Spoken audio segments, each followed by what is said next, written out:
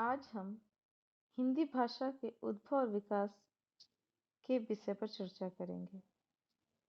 हिंदी वस्तुतः फारसी भाषा का शब्द है जिसका अर्थ है हिंदी का या हिंद से संबंधित। हिंदी शब्द की निष्पत्ति सिंधु या सिंध से हुई है क्योंकि ईरानी भाषा में स को ह बोला जाता है। इस प्रकार हिंदी शब्द वास्तव में सिंधु शब्द का प्रतिरूप है। कालांतर में हिंद शब्द संपूर्ण भारत का पर्याय बनकर उभरा। इसी हिंद से हिंदी शब्द बना।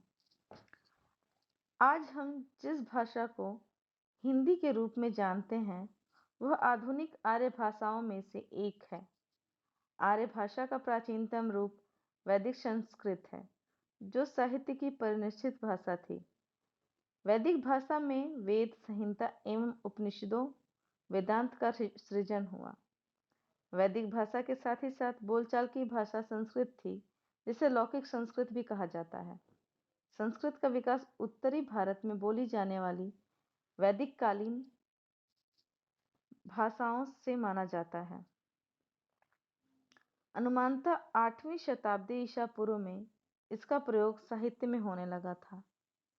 संस्कृत भाषा में ही रामायण तथा महाभारत जैसे ग्रंथ रचे गए। वाल्मीकि, व्यास, कालिदास, अश्वघोष, भारवी, माघ, भवभूति, विशाख, मम्मट, दंडी तथा श्रीहर्ष आदि संस्कृत की महान विभूतियां हैं। इसका साहित्य विश्व के समृद्ध साहित्य में से एक है। संस्कृतकालीन आधारभूत बोलचाल की भाषा परिवर्तित होते होते 500 ईसा पूर्व के बाद तक काफी बदल गई जिसे पाली कहा गया।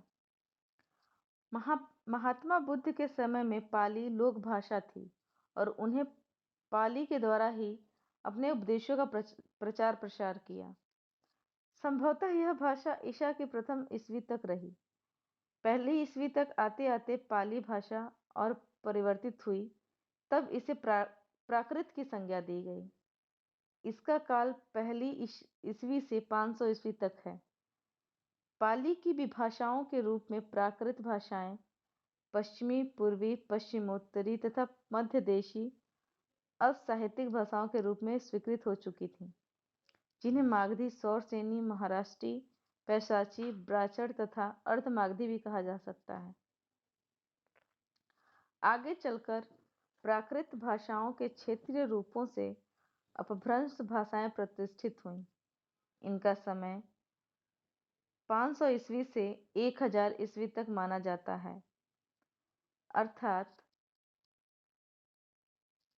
अपभ्रंश भाषा साहित्य के मुख्यतः दो रूप मिलते हैं, पश्चिमी और पूर्वी अपभ्रंश।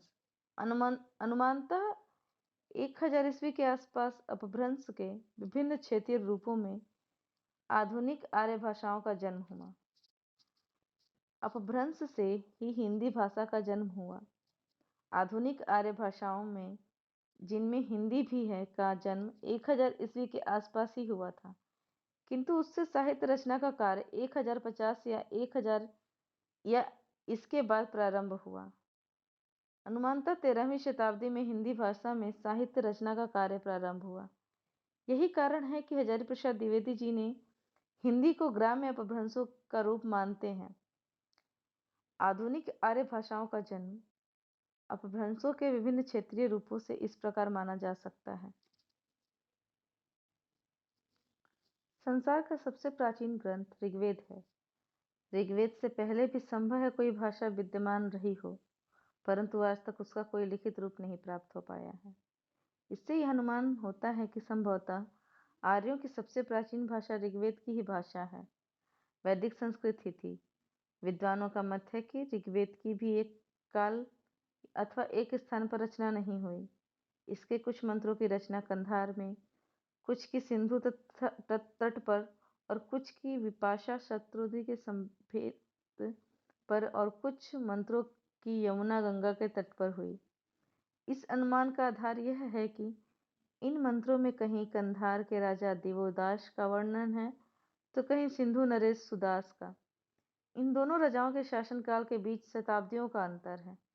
इससे यह अनुमान होता है कि ऋग्वेद की रचना सैकड़ों वर्षों में जाकर पूर्ण हुई है और बाद में इसे संग्रहबद्ध किया गया। ऋग्वेद के उपरांत ब्राह्मण ग्रंथों तथा सूत्र ग्रंथों का सृजन हुआ और इनकी भाषा ऋग्वेद की भाषा से कई अंशों में भिन्न लौकिक या क्लासिक संस्कृत है। सूत्र ग्रंथों के रचना काल में भाषा का साहित्यिक रूप व्याकरण के नियमों में आबद्ध हो गया था। तब यह भाषा संस्कृत कहलाई। तब छंदस वेद तथा लोक भाषा में पर्याप्त अंतर स्पष्ट रूप से प्रकट हुआ। डॉक्टर धीरेन्द्र वर्मा का मत है कि पतंजलि पाणिनि की व्याकरण अष्टाध्यायी के महाभाष्यकार के समय में व्याकरण शास्त्र जानने वाले विद्वान ही केवल शुद्ध संस्कृत बोलते थे। अन्य लोग अशुद्ध संस्कृत बोलते थे तथा साधारण लोग स्वाभाविक बोली बोलते थे, जो कालांतर में प्राकृत कहलाई। डॉक्टर चंद्रबली पांडे का मत है कि भाषा के इन दोनों वर्गों का श्रेष्ठतम उदाहरण वाल्मीकि रामायण में मिलता है, जबकि अशोक वाटिका में पवन पुत्र ने सीता से द्विजी भाषा या संस्कृत में बात करके मानुषी प्राकृत भाषा में बातचीत की। लेकिन डॉक्टर भोलानाथ तिवारी ने तत्कालीन भाषा को पश्चिमोत्तरी मध्य देशी तथा पूर्वी नाम से अभिहित किया है। परंतु डॉक्टर रामविलास शर्मा की आदि कुछ विद्वान प्राकृत को जनसाधारण की लोक भाषा न मानकर उसे कृत्रिम साहित्यिक भाषा स्वीकार करते हैं। उनका मानना है कि प्राकृत ने संस्कृत शब्दों को हठात विकृत करने का नियमहीन प्रयत्न किया। डॉक्टर श्याम सुंदर दास का मत है वे वेदकालीन कथित भाषा से ही संस्कृत उत्पन्न हुई और अनार्यों के संपर्क का सहारा पाकर अन्य प्रांतीय बोलियां विकसित हुईं। संस्कृत ने केवल चुने हुए प्रचुर प्रयुक्त व्यवस्थित व्यापक शब्दों से ही अपना भंडार भरा, पर औरों ने वैदिक भाषा की प्रकृति स्वच्छंदता को भरपेट अपनाया। यही उनके प्राकृत कहलाने का कारण है। व्याकरण के विधि निषेध नियमों से संस्कारित भाषा शीघ्र ही सभ्य समाज की श्रेष्ठ भाषा हो गई तथा यही क्रम कई शताब्दियों तक जारी रहा। यद्यपि महात्मा बुद्ध के समय संस्कृत की गति कुछ शिथिल पड़ गई, परंतु गुप्त काल में उसका विकास पुनः तीव्र वेग से हुआ। दीर्घकाल तक संस्कृत ही राष्ट्रीय भाषा के रूप में सम्मानित रही। जनसाधारण अल्प शिक्षित वर्ग के लिए संस्कृत के नियमों का अनुसरण कठिन था, अतः वे लोक भाषा का ही प्रयोग करते थे। इसीलिए महावीर स्वामी ने जैन मत के तथा महात्मा बुद्ध ने बौद्ध मत के प्रसार के लिए लोक भाषा को ही अपनी वाणी का माध्यम बनाया। इससे लोक भाषा की ऐसी प्रतिष्ठा का पद प्राप्त हुआ जो उससे पूर्व कभी प्राप्त नहीं हुआ था। फिर भी संस्कृत भाषा का महत्व कभी कम नहीं हुआ। भाषा भास कालिदास आदि के नाटकों में सुशिक्षित व्यक्ति को संस्कृत बोलते हैं, परंतु अशिक्षित पात्र वीट चेट विदूषक तथा दास दासियों आदि प्राकृत में बात करते हैं। परंतु यह सब जिन प्रश्नों के उत्तर प्राकृत में देते हुए दिखाए गए हैं, उन प्रश्नों को संस्कृत में ही पूछा गया है। इससे स्पष्ट होता है कि जनसाधारण भी संस्कृत को अच्छी तरह समझ लेते थे, भले ही बोलने में उन्हें कठिनाई प्रतीत होती हो। पंचतत्व में विष्णु शर्मा ने संस्कृत भाषा में ही राजकुमारों की शिक्षा प्रदान की थी। Doctor R.K. मुखर्जी ने कहा है, ब्राह्मण काल एवं उसके पश्चात भी निस्संदेह संस्कृत सामान्य जनता के धार्मिक कृत्यों, पारिवारिक संस्कारों तथा शिक्षा एवं विज्ञान की भाषा थी। सरदार K.M. पणिक्कर ने कहा कि संस्कृत विश्व की संस्कृति और सभ्यता की भाषा है, जो भारत की सीमाओं के पार दूर दूर तक फैली हुई है।